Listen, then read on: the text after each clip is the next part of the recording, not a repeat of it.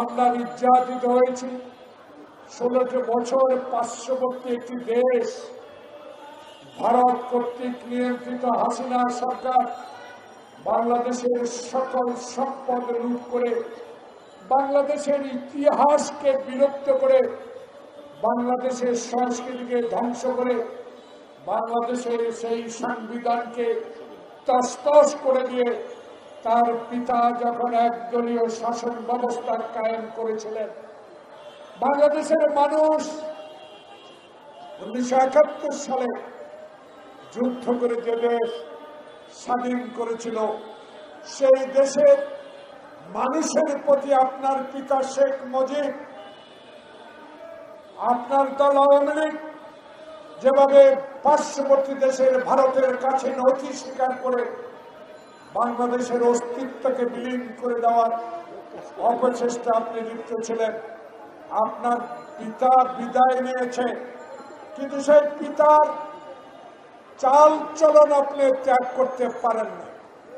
সেই পিতাকে অনুসরণ করে 71 সালে যে বীর মুক্তিযোদ্ধারা অস্ত্র হাতে খালি পায়ে একটি দুর্ধর্ষ বাহিনীর বিরুদ্ধে যুদ্ধ করে দেশ স্বাধীন করেছে, সেই দেশের প্রতি আপনার কোনো হাসিনা ভালোবাসা ছিল না। কারণ আমরা দেখেছি, আমরা যখন ঢাকা বিশ্ববিদ্যালয়ের ছাত্র ছিলাম, আমার নেতা সমগ্র অসুস্থ, সবার কাছে আপনারা তার জন্য দোয়া চাইব। আজকে আব্দুল কুদ্দুস মাখন জীবিত নয়, আজকে শাহজাহান সিরাজ জীবিত নয়, আজকে তাদেরকে অনুসরণ করে এই জন্য সেদিন শেখ মুজিবের সামনে আমিও এই ছোট্ট রাজনৈতিক কর্মী তাদের সাথে যাওয়ার সৌভাগ্য হয়েছিল। সেদিন অন্য কোনো দল ছিল না, ঢাকা বিশ্ববিদ্যালয়ের ছাত্র হিসেবে সেদিন আমাদের নেতারা শেখ মুজিবকে বলেছিল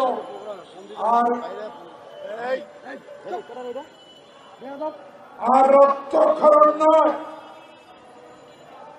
পূর্ব পাকিস্তানের মানুষ 47 সালের পর থেকে আজকে নির্যাতিত, 22 পরিবারের নামে লুণ্ঠন করে নিয়ে যাচ্ছে। পূর্ব পাকিস্তানের মানুষের প্রতি পশ্চিমাদের কোনো ভালোবাসা ছিল না। এখনই সময়, আসুন আমরা এই পাকিস্তানকে বাংলাদেশ নামে স্বাধীন ঘোষণা করি। প্রিয় বন্ধুগণ, সেদিন শেখ মুজিবুর রহমান আস্ফালন করে বলেছিলেন, আমি আন্দোলন সংগ্রামী ছিলাম, আমিও অস্বীকার করি না। সেদিন বলেছেন পাকিস্তানের প্রধানমন্ত্রী 1 মিনিটের জন্য আমাকে হতে হবে। প্রিয় বন্ধুগণ, সেদিন 71 সালের 25শে মার্চ এই অঘটন ঘটত না। সেদিন আলোচনার নামে শেখ মুজিবের সাথে ভুট্টো গঙ্গরা অস্ত্র নিয়ে আসলো, সেনাবাহিনী নিয়ে আসলো, টেরও পেলেন না শেখ মুজিব। কারণ তার ধ্যান ধারণা ছিল একক সংখ্যাগরিষ্ঠতা পেয়েছি, পাকিস্তানের প্রধানমন্ত্রী আমিই তো হব। প্রিয় বন্ধুগণ, সেই দল আওয়ামী লীগ, যেই দল কোনদিনও মানুষের অধিকার, মানুষের স্বাধীনতার প্রতি বিশ্বাস ছিল না। শেখ মুজিব নিজে বলেছে লন্ডনে এসে সেই সাংবাদিককে কি হয়েছে বাংলাদেশে। প্রিয় বন্ধুগণ, আজকে আমাদের দুঃখ হয় আওয়ামী লীগকে নিয়ে, যে আওয়ামী লীগ বাংলাদেশের স্বাধীনতার সপক্ষের লোক দাবিদার, যে আওয়ামী লীগ সেই প্রেসিডেন্ট জিয়াউর রহমানের মতো একজন সৎ ব্যক্তি, যে আওয়ামী লীগ অস্ত্র হাতে জিয়া দেশের স্বাধীনতা ঘোষণা করে যুদ্ধ করেছেন, সেই জিয়াকেও শেখ হাসিনা পাকিস্তানের দালাল বলেছেন। প্রিয় বন্ধুগণ, স্বাধীনতা যুদ্ধে কারা ছিল? এদেশের জনগণ হাফ প্যান্ট পরে খালি পায়ে, দামাল ছেলেরা, কৃষক জনতা, শ্রমিক সেদিন পার্শ্ববর্তী একটা দেশে আশ্রয় নিয়ে, ট্রেনিং নিয়ে, 7 দিনের মাথা অস্ত্র হাতে নিয়ে যুদ্ধ করে অকাতরে জীবন বিসর্জন দিয়ে আপনার পিতাকে সেদিন ক্ষমতায় বসিয়েছিলেন। কিন্তু আপনার পিতা সেই জনগণের যোগ্যতা, সেই জনগণের ভালোবাসার প্রতি লুণ্ঠিত হয়ে সেদিন এক দলীয় শাসন কায়েম করে বাংলাদেশের সকল সংবাদপত্র বন্ধ করে দিয়েছিলেন। প্রিয় বন্ধুগণ, ইতিহাস কথা বলে। শেখ হাসিনা আপনার ইতিহাস এখন এই তরুণ প্রজন্ম কথা বলে, কারণ কথা বলার সময় এসেছে। 16 বছর আপনি তো আমাদেরকে কথা বলতে দেন নাই, তবুও আমাদের নেতা, আমাদের নেত্রী খালেদা জিয়া, তারেক রহমানের দুঃসাহসিক সাহস আমাদেরকে রাস্তায় রেখেছে। আমরা আল্লাহ ছাড়া কারো কাছে মাথা নত না করে এই রাজপথে এই মানুষের পক্ষে 16টি বছর কাজ করেছি। প্রিয় ভাইরা, সেদিন শেখ হাসিনা ইলিয়াস আলীর গুমে তার অমূল সন্তানের চোখের পানির দিকে একদিনও তাকান নাই। সৌদি আলমের আজকে এই কমিশনারের মর্ম বুঝবে। সেদিন সৌদি আলমকে যখন গুম করে নিয়ে গেলেন শেখ হাসিনা, আপনার সরকার একটিবারও তার পরিবারের দিকে তাকালেন। হাজার হাজার লক্ষ লক্ষ বিএনপির নেতা কর্মীরা আয়না করে ওই হারুন, ওই বিপ্লব, যাদের নির্যাতনে চোখ হারিয়েছে, পা হারিয়েছে, কিডনি হারিয়েছে, অসুস্থ হয়ে পড়েছে, রিলিজ হওয়ার পর জীবন তো শেষ হয়ে গেছে। সে আওয়ামী লীগ শেখ হাসিনা বাংলাদেশের ইতিহাসকে বিকৃত করে ওই ভারতীয় দাবেদার বাহিনীর কাছে, ওই দাবেদার তথাকথিত রাজনৈতিক নেতাদের কাছে শেখ হাসিনা আত্মসমর্পণ করে বাংলাদেশে কত যে চুক্তি করেছে। মনমোহন সিং, মোদী, সুজাতা সিং, আপনারা ইতিহাস কি জানেন না? আপনারা মুক্তিযুদ্ধের সময় আমাদেরকে সহায়তা করেছেন, অস্বীকার করি না, কিন্তু মুক্তিযুদ্ধ শেষ যেদিন হয়, রেসকোর্স ময়দানে আমি বিশ্ববিদ্যালয়ের ছাত্র, কাছেও আসতে পারি নাই, সেদিন আমাদের ওসমানীকে কেন সাথে রাখা হলো না? এসব প্রশ্ন উঠে আসছে এই কারণে ভারতের কাছে আপনি আত্মসমর্পণ করার এটাই পরিকল্পনা ছিল। সেদিন স্বাধীনতার পর বাংলাদেশে শহীদ জিয়ার আদর্শ আজকে আমরা বলি। কেন বলি? এই জন্য বলি, আপনাকে ভালোবেসে আপনাকে 71-এর পর ক্ষমতায় দিয়েছিল মানুষ, কিন্তু সে ভালোবাসা আপনি রাখতে পারেন নাই। আপনি কি প্রতিরোধ করতে পেরেছেন? ভারতীয় বাহিনী যখন আমার শিল্প কারখানা সব ধ্বংস করে তুলে নিয়ে যাচ্ছিল, যখন পাকিস্তানের সশস্ত্র বাহিনী আধুনিক অস্ত্রগুলো লুট করে নিয়ে যাচ্ছিল, ব্যাংক কলকারখানা যখন সব লুট করে নিয়ে যাচ্ছিল, প্রতিবাদ করার কত সাহস আপনার ছিল না। তাই আপনার তার কন্যা শেখ হাসিনার ইতিহাস, সেই চুক্তি, মোংলা, চট্টগ্রাম, ট্রানজিট, সুজাতার আইনা, সবকে ইলেকশনে যোগদান করা, সবকিছুই রয়ের একটি বিরাট ষড়যন্ত্র।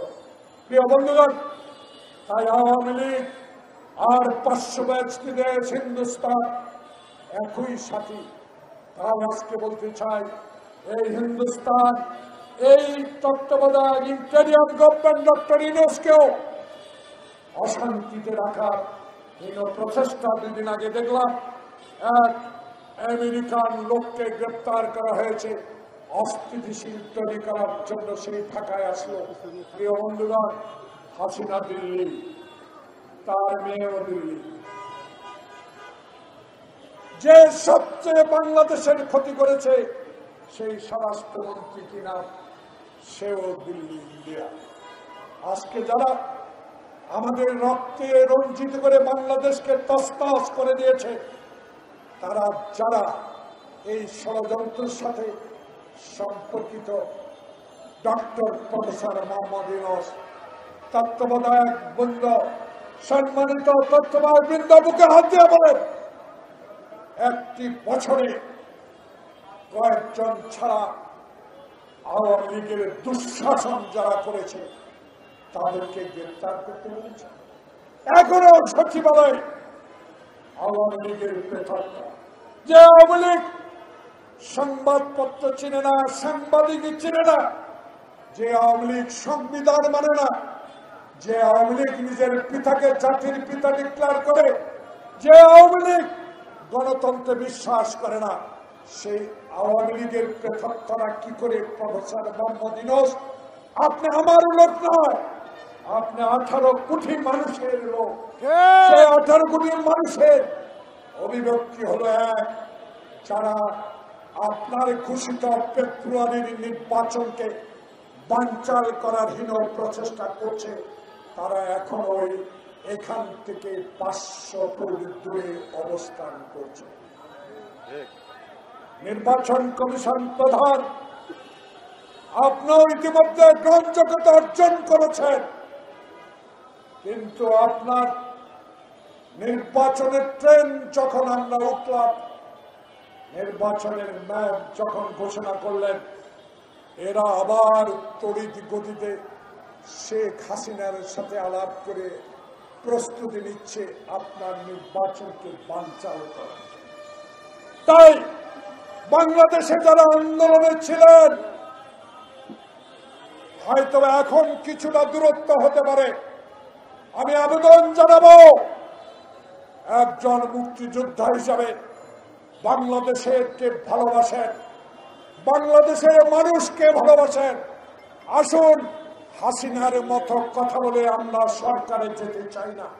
তাই আমার নেতা তারেক রহমান বলেছে, বাংলাদেশে আমার ভোট আমি দিব, সেই ভোটে আমি নির্বাচনে যদি জয় লাভ করতে পারি, যারা 16 বছর আওয়ামী অত্যাচারে অবিচারে নিজের সন্তানকে বুকের থেকে টেনে নিয়ে হাসিনা জবাই করেছে, তাদের বিরুদ্ধে আমাদের লড়াই।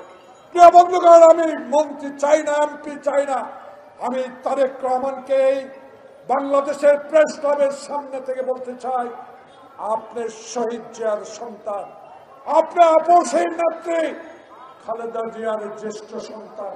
16 বছর আগে আপনার কনিষ্ঠ ভাই আরাফাতকে যেখান 111 সরকার ষড়যন্ত্র করে জীবন থেকে নিয়ে গেছে, আপনাকেও এই মঈন, এই ফখরুদ্দিন, যারা আপনাকে মেরুদণ্ড ভেঙে জীবন শেষ করতে চেয়েছিল, রাখে আল্লাহ মারেকে। আপনি 16 বছরে যে অভিজ্ঞতা, 16 বছরে আমাদের নেতা কর্মীদেরকে উৎসাহ দিয়ে মা হারা, সন্তান হারা, ভাই হারা পরিবারকে সান্ত্বনা দিয়ে আপনি 16 বছর এই ডানে বামে সামনে নেতা কর্মীদেরকে উজ্জীবিত রেখেছেন। তারই ফল বাংলাদেশের 18 কোটি মানুষ আপনার জন্য দোয়া করে। ইনশাআল্লাহ শহীদ জিয়াকে যেমন, খালেদা জিয়াকে যেমনি বাংলাদেশের মানুষ সততা আপসিনের জন্য ভালোবেসেছে, আপনাকেও 16 বছর 10,000 কিলোমিটার দূর থেকে আপনি আমাদেরকে গণতন্ত্র রক্ষার জন্য যে উজ্জীবিত করেছেন, আল্লাহর কাছে এই জোহরের নামাজের আগে এই পবিত্র আমার বাবা শিক্ষকদের পক্ষ থেকে, অগণিত মানুষের পক্ষ থেকে আপনার জন্য দোয়া করব, আপনি যেন আপনার হাতে আপনার বাবার ঘোষিত স্বাধীনতার পতাকা সমুজ্জ্বল রাখতে পারেন, সেই দোয়া কামনা করে অপরাজয় বাংলা বাদল সরকারকে ধন্যবাদ জানিয়ে আমি আমার বক্তব্য শেষ করছি। আল্লাহ হাফেজ। বাংলাদেশ।